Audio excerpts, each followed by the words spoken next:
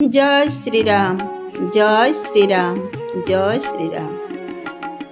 नारायणं नमस्कृत्यं नरो चैव नरोत्तमं देवीं सरस्वतीं व्यासं ततो जयमुदीरयेत्। मूकं करोति वाचालं पङ्गुलङ्घयते गिरि यत्कृपातमहं वन्दे परमानन्दमाधव, परमानन्दमाधव, परमानन्दमाधव। प्रिय श्रोता बंधु, भक्ति मार्ग तरफ आपण मानक मोर स्वागत। आपण माने श्रवण करुछंती सही त्रेतया जुगर कहानी अवतारी परम पुरुष श्रीरामंकर जीवनी ओ तांकर राज्य शासन तांकर कृतित्व उपरे आधारित श्रीरामचरित मानस, जहाकू रचना करिछंती कालजयी कवि सन्थ तुलसीदास। तांकर सही अमर लेखनीर सही पदपुंज शब्दपुंजर उपयुक्त शब्द विन्यास को नहीं रचित सही महान पुराण को आम्भे माने श्रवण करुछंती। आसंतु आगकू जिबा आउ कोण हेउछि संपूर्ण रूपे श्रवण करिबा। पूर्व अध्याय रे आम्भे माने श्रवण करिथिले रावणर अत्याचार दिनकू दिन बढ़ी चलीछि। रावण तार सबंशे मुनि ऋषि मानंकर यज्ञ कराई देउनाहांती, देवता मानंकु हविर्भाग दबारु वंचित करुछंती।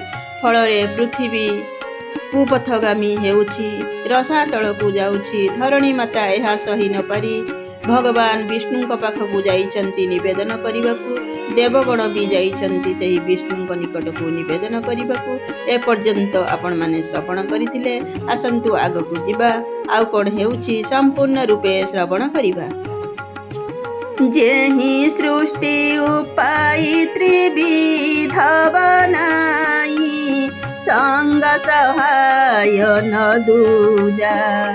सो करऊ अघारी चिंता हमारी, जानिय भगति न पूजा।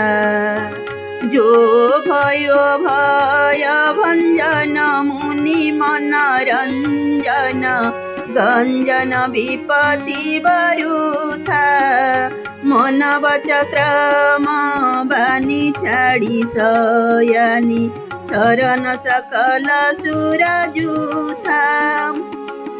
जे कौनसी साथी बा सहायकंक सहायता बिना एकाकी ही अथवा स्वयं निजकू त्रिगुणम रूप ब्रह्मा विष्णु और शिव रूप करी, अथवा बिना कौनसी उपादान कारण रे अर्थात स्वयं सृष्टिर अभिन्न निमित्तोपादान करण होई जाई तीन प्रकार सृष्टि उत्पन्न करिछंती। सही पापनाशक भगवान आम कथा बुझंतु। आमे भक्ति जानुना कि पूजा जानुना। जेउ प्रभु भव भय नाशकारी मुनि मनोरंजन ओ विपद भंजन, आमे देव समूह निष्कपट भावरे वचन ओ कर्मरे सही भगवानंकु स्मरण करि आसिछु। शारद श्रुति से सारी सय से साजा, कहूँ को नहीं जाना। जेहि दिन पियारे वेद पुकारे, द्रयऊ शोषी भगवाना।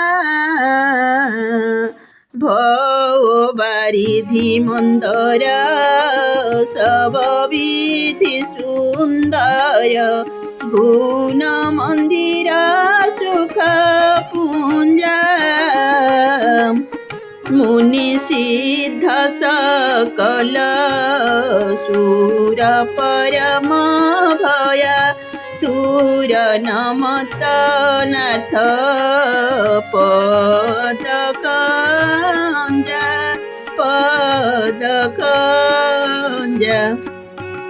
जहांकु सरस्वती ବେଦ ଶେଷଦେବ ଋଷିଗଣ କେହି ବି ଜାଣନ୍ତି ନାହିଁ ଯେ ଦିନ ଜନପ୍ରିୟ ବୋଲି ବେଦମାନେ କହିଛନ୍ତି। ସେହି ଭଗବାନ ଆମ ପ୍ରତି ଦୟା କରନ୍ତୁ। ହେ ସଂସାର ସାଗରକୁ ମନ୍ଥନ କରୁଥିବା ମନ୍ଦରାଚଳ,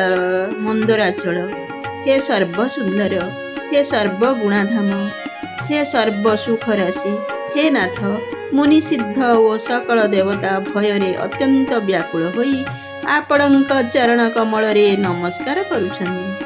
ଜାନି ସଭୟ ସୁର ଭୂମି ସୁନିବାଚନ ସಮೇତ ସ୍ନେହ ଗଗନ ଗିରା ଗମ୍ଭୀର ଭଇ ହରନି ଶୋକ ସନ୍ଦେହ।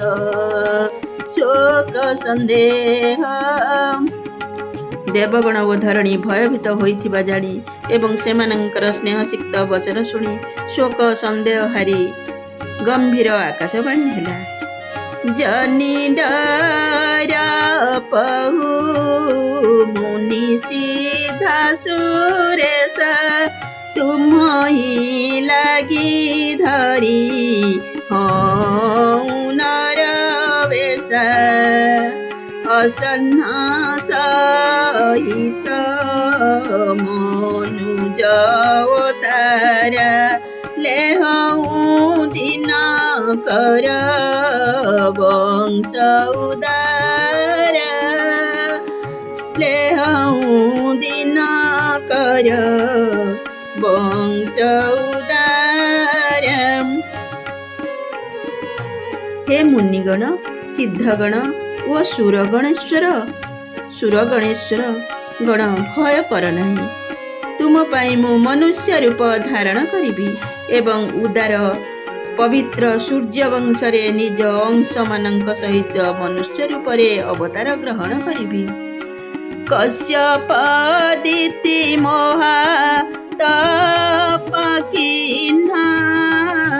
ଚିହ୍ନ କହୁ ମଇ ପୁରବ ବରଦିନ ତେ ଦଶରଥ କୌଶଲ୍ୟରୂପା କୌଶଲପୁରୀ ପ୍ରଗଟନର ଭୂପା।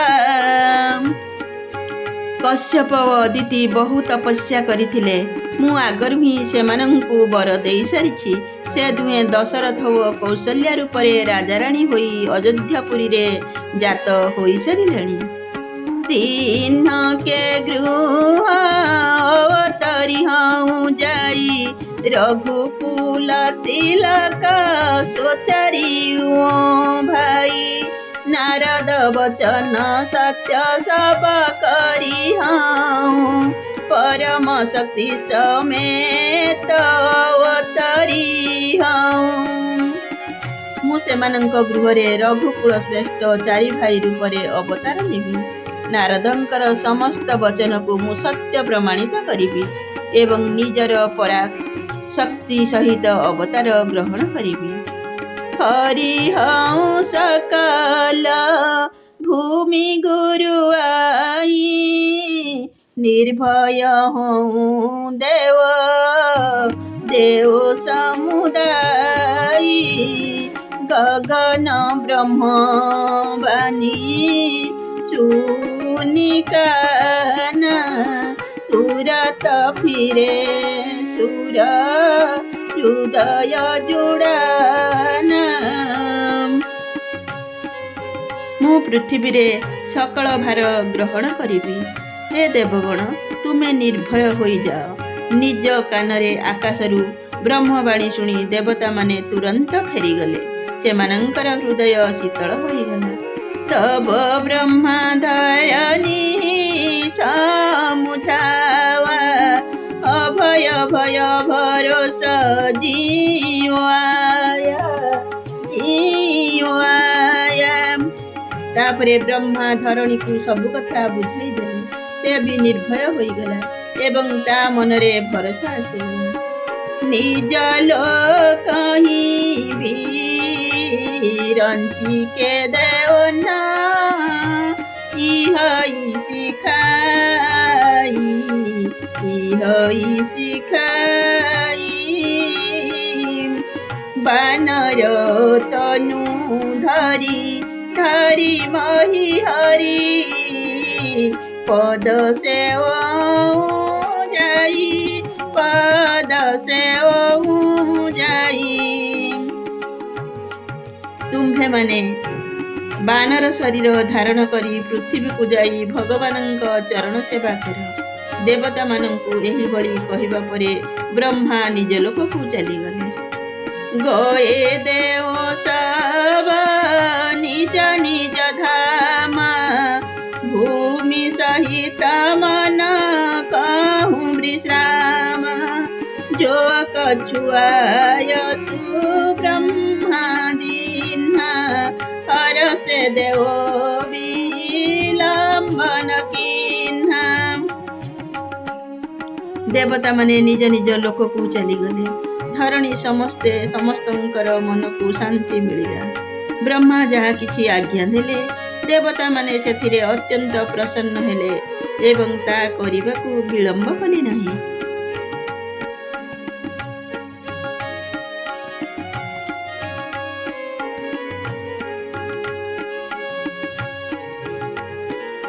बनचर देह धरी छिति माही अतुलित बल प्रताप दिन्हि पाही गिरि तरु नख आयुध सब वीर हरि माग गचिता ओहि मति धीरा।